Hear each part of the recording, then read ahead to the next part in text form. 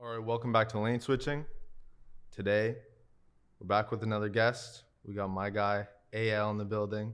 How's it going, man? How you feeling? Hey man, feeling blessed. Cold weather, you know what I mean? We're Crazy still out cold here weekend. though. Crazy cold weekend. Yeah, but we're still grinding. We're still putting out content for y'all. Got a big interview with my guy over here. And let's just start off. Let's just talk a little bit about yourself and a little bit about your upbringing, like Okay. before music.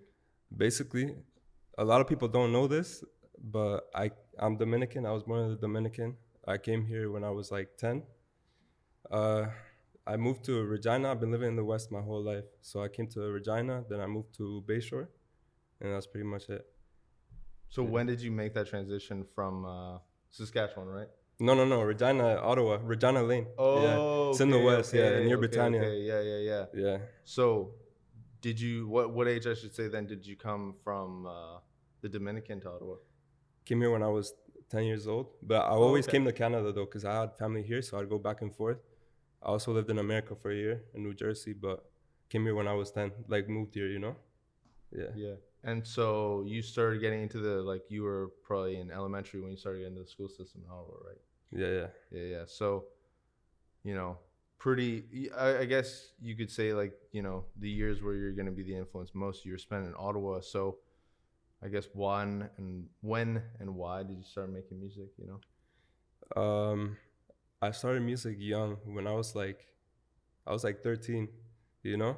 I used to play games with my friends, used to play like Call of Duty, GTA, all that online, you know what I mean? So I bought a microphone, a little like $30 microphone, brought it home, and then I started just messing around recording, and I was like, yeah, you know what I mean. I made my first song. After that, I just kept doing it every day. It became a habit, and kind of because I always had a love for music since I was little.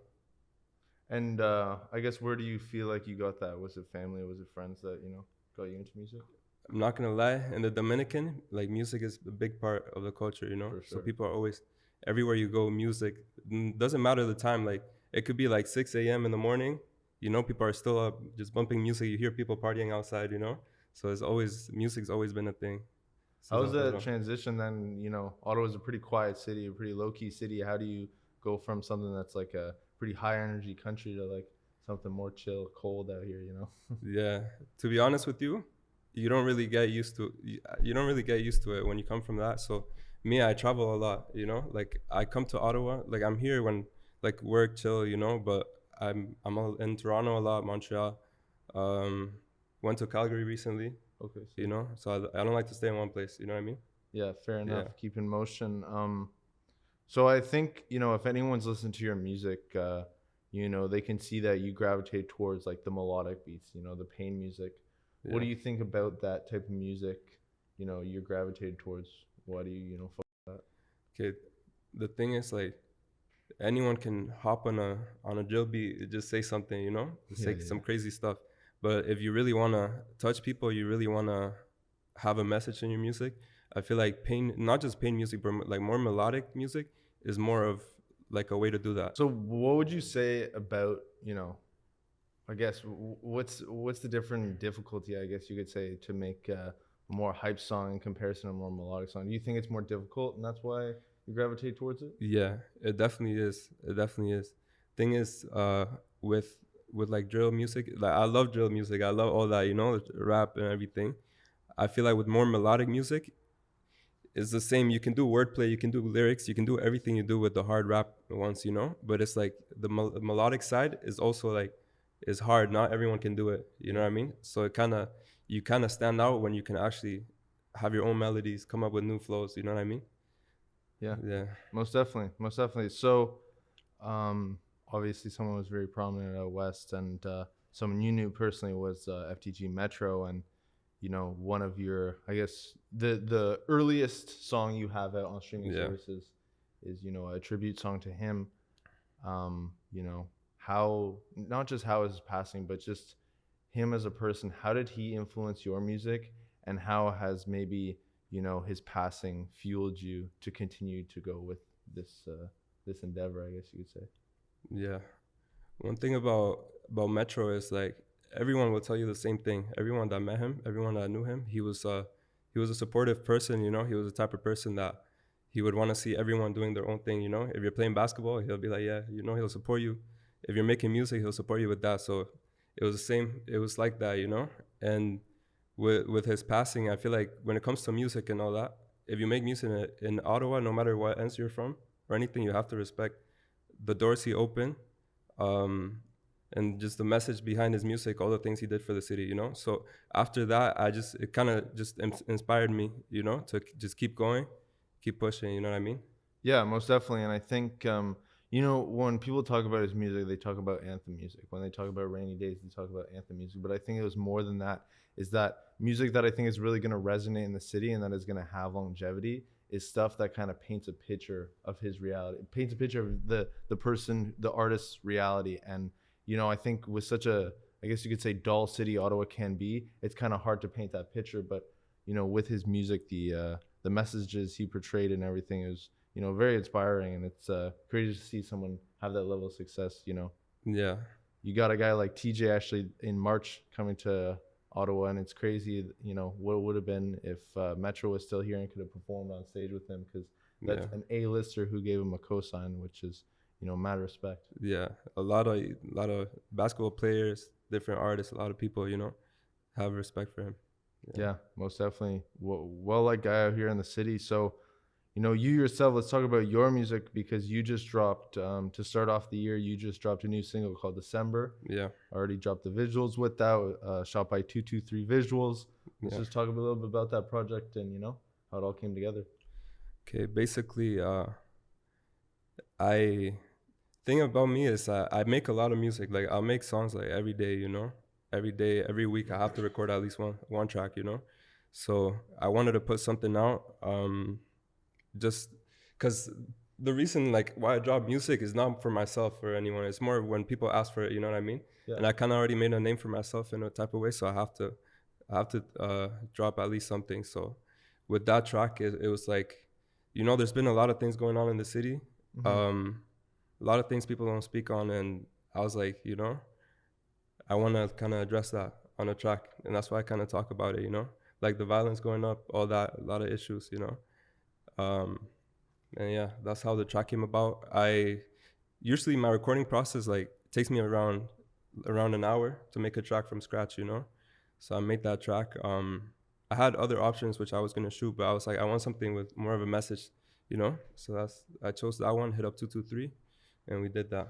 Yeah, most definitely. And Yeah, you just spoke a little bit about it, that, you know, the city's getting a little bit more grimy. The city's getting a little bit, I don't know if you could say dangerous, but definitely, you know, stuff's changing a lot out here. And what do you think is about the city that maybe it's just, you know, there's festering more negativity than usual? there's a couple things. One of them is just like hate and envy, but that's kind of something that's always been around, you know. Yeah. But I feel like now it's like, you know, obviously people don't want to see others win. They envy that, they try to drag you down. Um, and at the same time, it's just people trying to be something they're not, you know. And they'll do things, they'll go out of their way to do things when they know they're not truly like that, you know. And they end up throwing their life away. That's pretty much how it is. Yeah, most definitely, and I can totally understand that. So, you know, you spoke a bit about it, but like, what, you know, you said like every single day you want to make a track, but what influences you to make music and actually go ahead and release it? Um, to be honest, I get influence from it can be from anything, you know what I mean? If I'm mad, something happens, if I'm pissed off, you know what I mean? I'll go record, turn on my computer, I'll record a track, you know? Put my energy into that, you know? That's when I make more aggressive tracks, more hard tracks, like, you know. I haven't really put any of those out, but Hmm. when I do those, it's mostly out of like what I'm feeling in the moment. Like with pain songs and stuff like that, it's when I'm feeling more calm, I want to talk about something, some real shit, you know? And then that's pretty much how it comes about, you know. Usually there has to be something that gives me the idea, something to talk about, you know. Always there's always something that inspires it. For sure, for sure. And you know, we're definitely not an industry. We're not a music industry city, Yeah.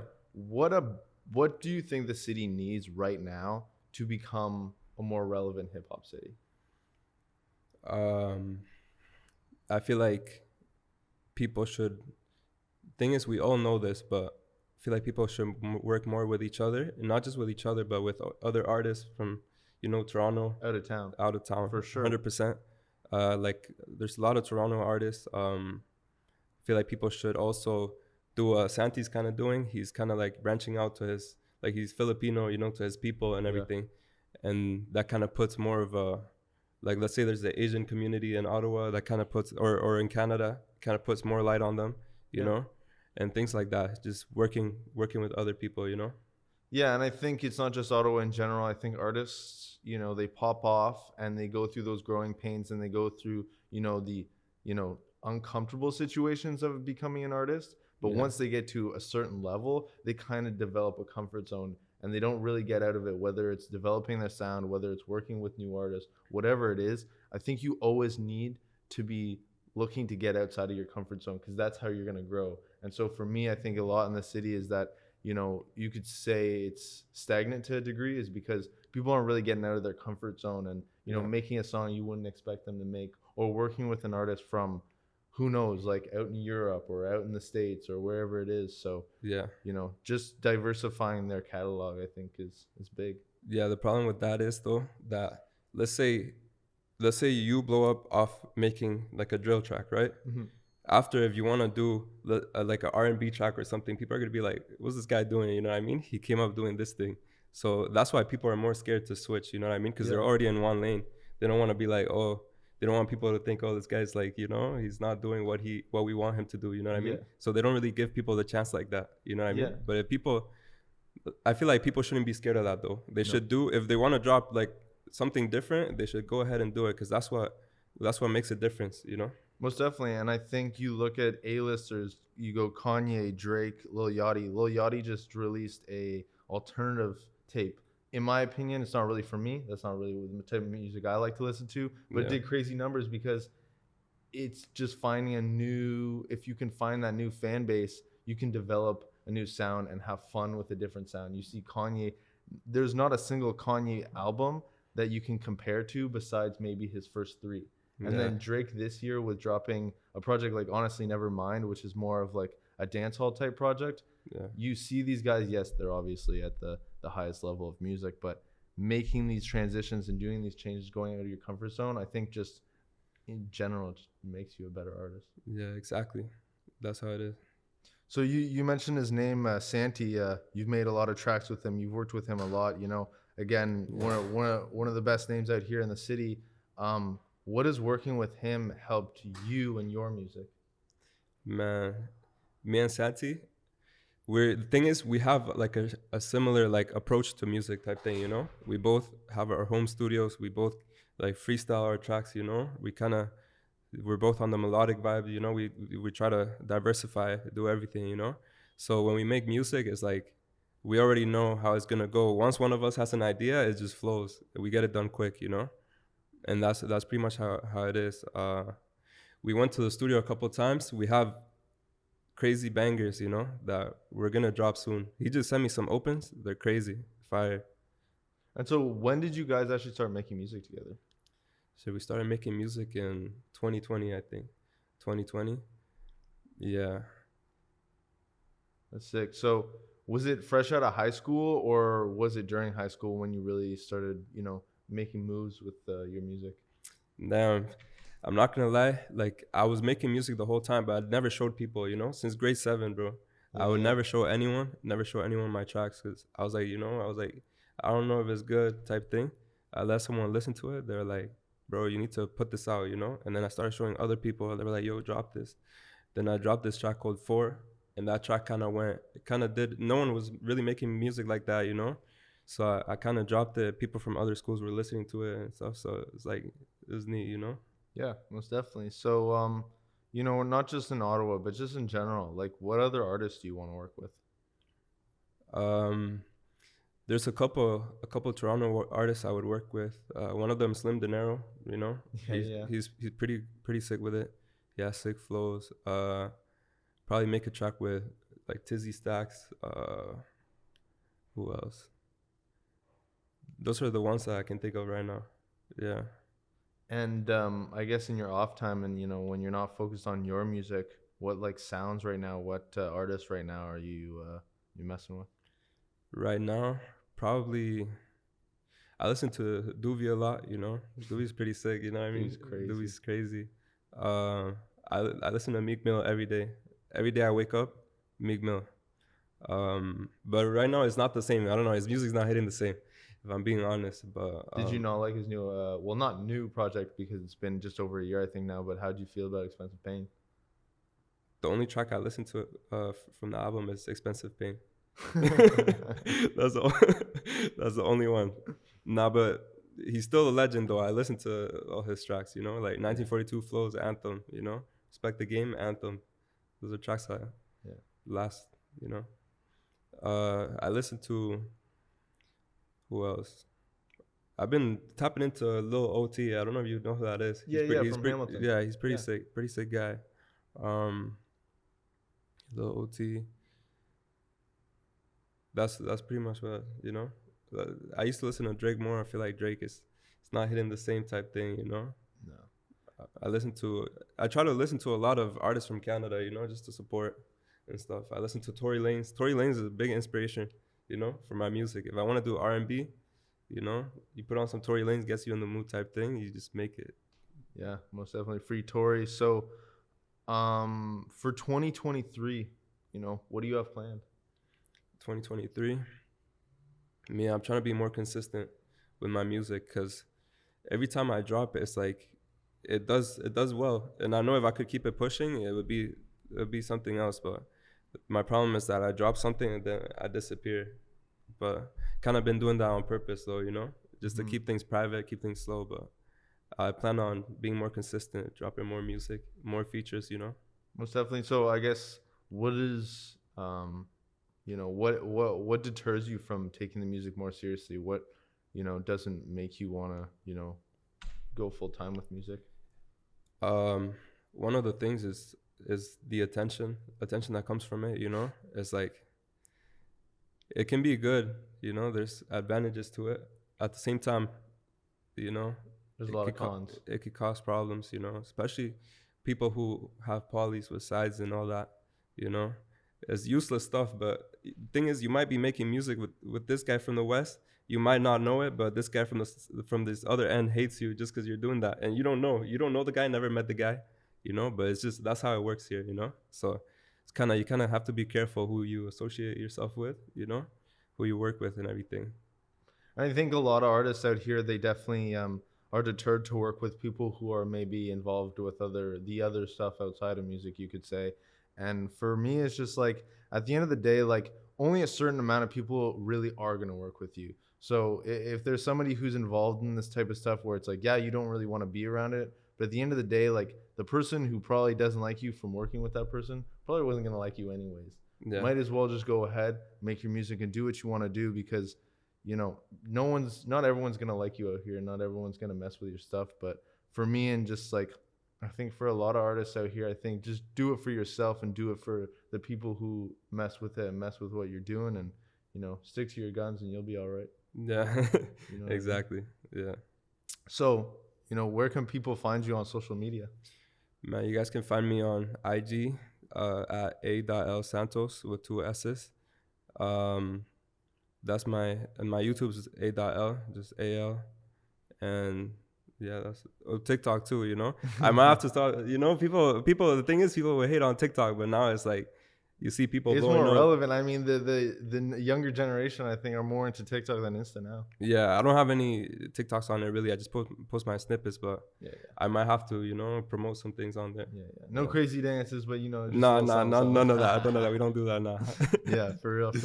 Yeah, that's dope, man. So go follow AL on all platforms. Go watch that new fire music video December. That was the AL interview. Appreciate you, man. Shout out Lane Switching. Doing a lot of big things for the city, man. Appreciate it, man. I'm DF2. AL. That's AL. Peace, y'all.